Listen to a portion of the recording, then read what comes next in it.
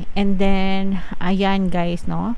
Take one step at a time. Follow your passion, mga kapiksi. Yun yung sinasabi ko sa inyo kanina na one step today, one step tomorrow, one step the next day. Kung ano yung gusto mo, kailangan mo magtiwala, have faith, mga kapiksi. Magtiwala ka sa sarili mo, be confident, follow your heart. Ito yung path mo, sa taas yung tuktok ng tagumpay mo. Ito yung staircase, you take one step at a time, guys. Okay, kasi hindi naman yan madalian na journey, hindi rin yung direksyong journey.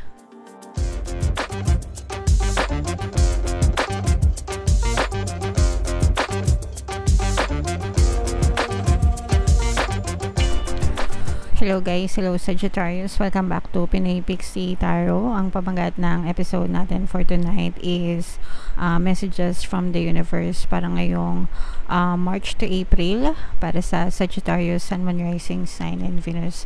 General reading lang guys, pwedeng mag-resonate, pwedeng hindi. Combination ng positive and negative energy. Comment down below guys if feeling nyo naka-resonate kayo sa mga messages para sa inyo. So yung first message guys, we have Archangel Raphael, provider of healing for mind, body, and spirit. So ito guys, dalawang message ito, no? Una, parang paalala, mga kapiksi, no? Kung meron kayong dinadamdam, make sure na magpa-check up kayo sa mga manggagamot, mga kapiksi, mga doktor, mga professional na manggagamot guys, kasi sila yung mga tamang tao na makapag-diagnose ng karamdaman nyo. Sila yung mga may tamang kaalaman and may tamang tools and may tamang pagre-reseta ng gamot, no, para malapatan ng tamang lunas yung mga karamdaman nyo sa katawan, mga kapiksi. So samantala, health is wealth guys, no? Yan yung pinaka-importanting kayamanan natin. So make sure na alagaan natin yung kalusugan natin. And then another message naman is for some of you, pwede namang nag-i-improve na rin yung mga kalusugan nyo, lalo na guys kung meron talaga kayong mga dinadamdam. So make sure na constant monitoring, syempre guys, constant na check-up, and then tamang exercise and diet, mga kapiksi. Kailangan nating gumalaw-galaw guys, para alam nyo yun, para hindi kalawangin yung ating katawan guys, no? Importante yung pagkilos-kilos guys. Hindi mo naman kailangan ng heavy movement, pero kailangan mo kumilos, okay? And then of course yung tamang pagkain guys, no? Kung ano yung pinapasok mo sa katawan mo, imaginein mo, mga kapiksi. So make sure na tamang pagkain din guys. Alright? Okay, another message for you, Sagittarius. Meron din pala tayo guys na good health subliminal dito sa ating channel. Nandun yung sa playlist ng Pampaswerte Subliminal. Pwede nyo pakinggan yun kahit once a day, mga kapiksi. Makakatulong para sa malakas na pangangatawan nyo. And then we have Dragonfly message guys, live life to the fullest, no? Life is so short guys, diba? Sabi nga nila, maiksi lang yung buhay natin dito sa ibabaw ng mundo. So kung ano man yung magagawa natin guys, gawin na natin, diba? Wag nating sayangin. Make sure na ina-enjoy natin yung ating stay dito sa mundong ito, mga kapiksi. Alright? Live life with no regrets guys. Okay, and then take a leap of faith, mga kapiksi, no? Kung meron kayong mga bagong bagay na gustong gawin, gustong simulan sa buhay nyo, do it now guys. Sabi nga, no, maiksi lang yung buhay, hindi naman mahaba yung panahon. So magtiwala lang kayo. The universe always has your back guys. Si universe ang aalalay sa inyo. Nandyan ang mga gabay nyo para tulungan kayo. So don't be afraid guys. Take that leap of faith and everything will work out for you. Kasi guys, kung hindi mo susubukan, paano mo malalaman yung resulta, diba? Hindi mo naman talaga malalaman yung resulta hanggang hindi mo sinusubukan. So wag ka matakot, mga kapiksi, and just take that one step today, one step tomorrow, one step the next day, diba? Ang importante is may progress ka.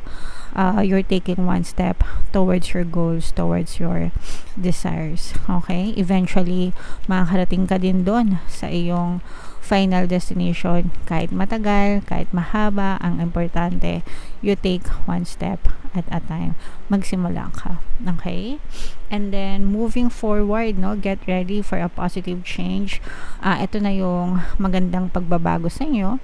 For some of you, maaari may mga magagandang pagbabago din na paparating sa inyo, no? Kaya natin na-pick up itong message na to. Pero for some of you naman, ibig sabihin nito, excuse me, unti-unti na kayong naka-move on sa buhay nyo, sa mga problema nyo, and puro positibo naman din yung susunod na mag-aantay sa inyo, mga kapiksi. Okay, so get ready for those positive change. Maging excited ka, maging masaya ka. Okay, i-welcome mo ng open arms, yeah.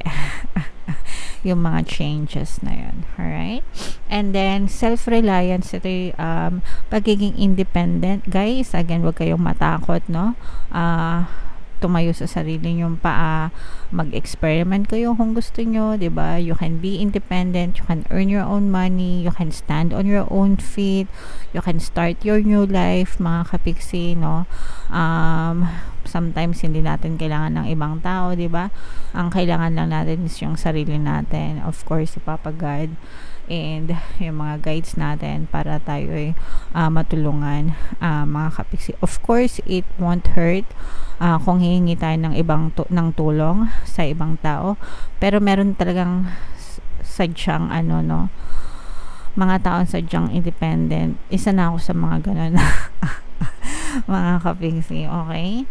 Isa ako sa mga ganyan kasi, kumbaga parang natuto kasi ako at a very young age na kung kaya ko, gagawin ko. Okay? So, hindi ako dependable, nakadepende sa ibang tao. Alright? Okay. And then, ayan guys, no? Take one step at a time. Follow your passion, mga kapiksi. Yun yung sinasabi ko sa inyo kanina na one step today, one step tomorrow, one step the next day. Kung ano yung gusto mo, kailangan mo magtiwala, have faith, mga kapiksi. Magtiwala ka sa sarili mo, be confident, follow your heart. Ito yung path mo, sa taas yung tuktok ng tagumpay mo.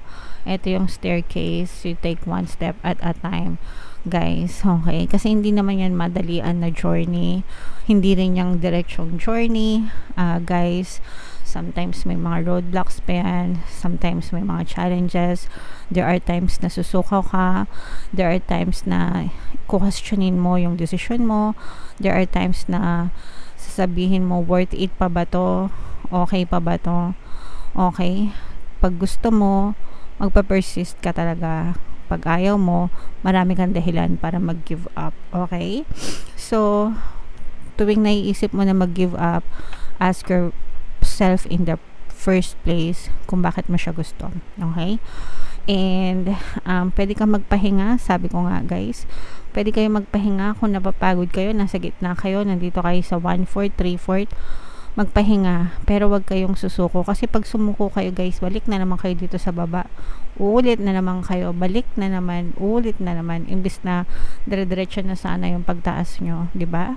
So, yeah, sundin ang nasa puso, mga kapiksi, and wag susuko. Alright? So, tingnan natin tong additional na message sa inyo, kapiksi. Shuffle ko muna to, guys. Habang sinashuffle ko to, panoorin nyo muna tong video natin regarding sa ating paano mag-manifest ng abundance video course. Kapiksi, sawa ka na ba sa mga struggles at hirap sa buhay mo? Masipag ka ba at masikap sa buhay ngunit hindi ka pa rin umaasenso? Ilang beses ka na bang nag-attempt magnegosyo at mag-invest pero palagi ka pa rin nalulugi? Sa pagkakataon na ito ay maaaring may subconscious beliefs ka na nagiging balakid sa iyong pag-unlad at pagyaman. Introducing, paano mag-manifest ng abundance video course. Dito ay matututunan mong ma-overcome ang mga balakid mo para tuluyan ka ng umunlad, umasenso, sumagana, maging matagumpay, successful at maswerte sa iyong kabuhayan, pera, trabaho, negosyo sa lapi at kaperahan ng bonggang-bongga. Dali, mag-send na ng email sa pinoypixitaro@gmail.com at simulan na ang iyong pagyaman ngayon. Alright, so sabay-sabay tayo magpayaman ngayon 2024 mga kapiksi. Mag-avail na kayo ng course guys kasi sobrang ganda talaga niyan. And good news mga kapiksi, dahil ngayong March, no, until March 31, magbibigay ako ng free 1 pampaswerte subliminal sa lahat na mag-avail ng course. Kaya mag-avail na kayo guys, sobrang ganda talaga niyan. And meron din tayong email coaching, manifest your desires using the law of attraction. If meron kayong mga specific na gusto nyong i-manifest guys, pwedeng love and relationship, pwedeng money or career, pwede kayong magpabook ng email coaching session with me. Mag-send lang kayo guys ng email sa pinoypixietarot@gmail.com. So eto guys, Ladybug, good luck, no? Grabe, good luck mga kapiksi. This is good fortune. This is swerte guys, okay? Yes, you are a bright energy. You are a bright energy. Let worry go and be happy here and now. Feel good about being a loving and colorful you.